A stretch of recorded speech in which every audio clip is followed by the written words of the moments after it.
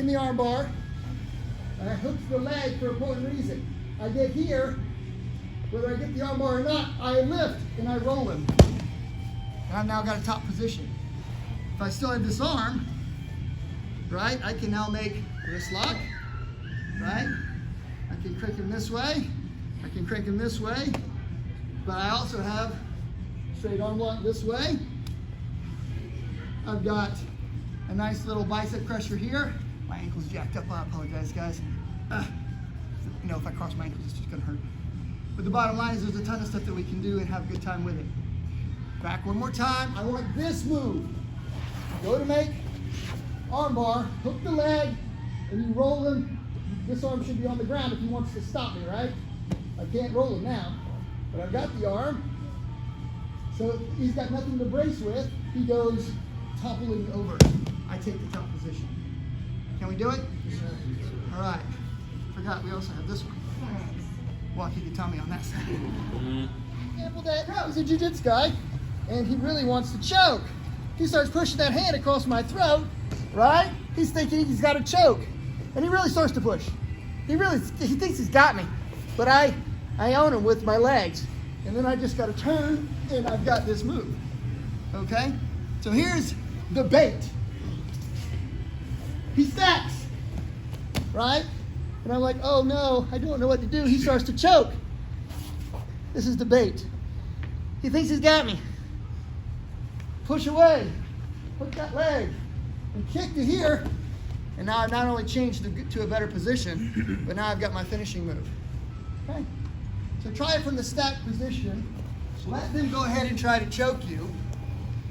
And then you will notice it's almost impossible, if you've got a reasonable core and pretty strong legs, for me to make good choke. All right? Dang, man. His chest is bigger than his dang uniform. All right, I stack him up, and I'm trying to really choke him. I mean, I'm gonna, right? And I really did try to choke him. I didn't play around with it. You see how great of control that you have from the guard position using your legs, teeing up, and you can completely disarm any choke some crazy person tries to do from the guard. The chokes from the guard are very difficult. I would say 99% of the time, they are not gonna work. The guy on the top, the legs around his body, he will not be able to properly choke. The strength of his core and the strength of his legs has to be minimal to outpower me just pushing across the throat. Try that. Go. We're here. Brent goes to stack me up. Remember that whole tee-up drill I was teaching him? Yeah. It's impossible for me to go, Brent's probably gonna laugh at me and then maybe bite the whole leg off, right? Once we're stacked up, we drop the hips. Remember I did this drill? Watch. Right? So I can still move to get to this position, right? Now, once I'm locked and I get this, right? I can't just let go and make this happen. I have to drop my hips slightly. And now watch, I'm gonna turn my hips. All right, back away. It looks like I'm running in that direction. Does that make sense? All right, come back. So I'm up, right? He stacks me up and I switch to here. Now, I'm too low. I still have to do the second part. I gotta reach. Once I get that, then I really have him. You feel that tension? And I've got this arm lock. I've got it, right? If I don't do that, it's real weird when I see people going, I don't know why it's not working. When you see this, you should automatically think, I didn't tee up. But guess what? It's not the end of the world. If I have this good enough, I've got a nice arm lock right here. Everybody see that arm lock? But this isn't that hard for him to get out of. He starts walking around my head, and I start losing the lock. So the other lock is superior, in my opinion. So, right? Let's not do this and then not move the body. We turn, right? Gotta tee up. We gotta reach, right? We gotta turn and we gotta reach to get that. If we're not turning the head, here's a good way to look at it. If I'm looking Brent square in the eyes, right? I look like an I, it won't work. We need to look like a, what's the letter? A T, right? Kind of like a cross. That will work. Make sense? And don't forget, there's a number of cool things that you still have here. Even if you got this arm and he manages to kind of pull it out a little bit, and I'm like, oh crap, I've lost him. I tee up, he pulls that arm out. I reach, and I've got triangle choke, right? He starts to stack me or posture up, so I lose that grip. I go to this side. I got this arm bar. Does that make sense? Sure. So the first arm bar, right, is here. I'm gonna do it just on my head. The second one is triangle choke. Then the third one is here. Right? So I've got to do all of that from this position. How much of my back was on the ground? Like the top of my delts and my traps, right? Can't do it flat on your butt, on your back. You can't do it. All right. Got time for one more. I'm gonna show you guys. He starts to set me up, and I'm like, ooh, I think I got it. Maybe he starts trying to make choke. Of course, he used the one arm I didn't want him to use. That's okay.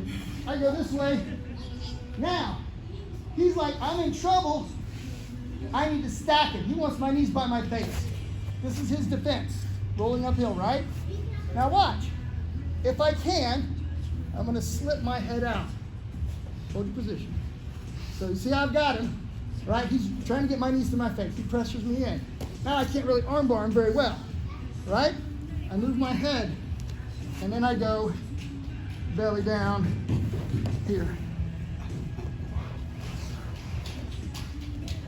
You can't do that if your head is in the way. You can't just back roll over your head. Does that make sense? When you go to your back roll, watch. You move the head and you roll over that shoulder. Right? And that is what we do for belly down. Does it make sense? If you guys don't do anything else, hold the arm bar, move the head, and try to back roll. Okay, one more time. Here, he stacks me up. I go like this. Now he pressures me down, and I'm like, oh crap. Which way should I go? All right. I gotta make sure I can get my head out. See how my head's escaping? I come up on my shoulder, right? I stretch, he goes down, and I've got my arm bar, belly down. By the way, you never get to use this in combat, but you do this drill 1,000 times, you'll be sexy looking in the mirror. I'm just telling you, this is hard. Bouncing on one shoulder, kind of on your ear, getting the body up. Brent can feel my thighs working, my calves working, I can feel my core working. I'm pulling with my arms. It's a full body drill. Go do it. He starts to roll uphill, which means he gets my knees close to my face. He's really pushing down on me. And I can't get my arm bar now. I move my head to the side, right? Now, I still might not be able to roll him over. I've got this. Now I make some space. Watch.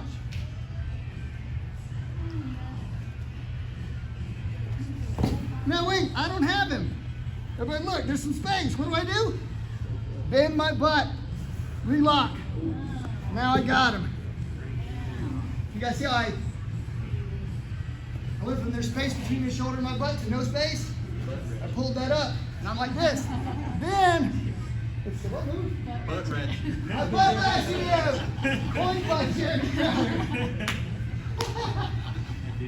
That might be on the test. I think you guys should remember that word. The bottom line is once you get him sucked back up, then you stretch him out and arch the back. That's how you get that arm to bend beyond 90 degrees or 180 degrees. Questions on what we did today? Was this better than doing squats and sit-ups? I'm telling you, this is all abs all day when you're doing guard work. Everybody on the wall! We must fight!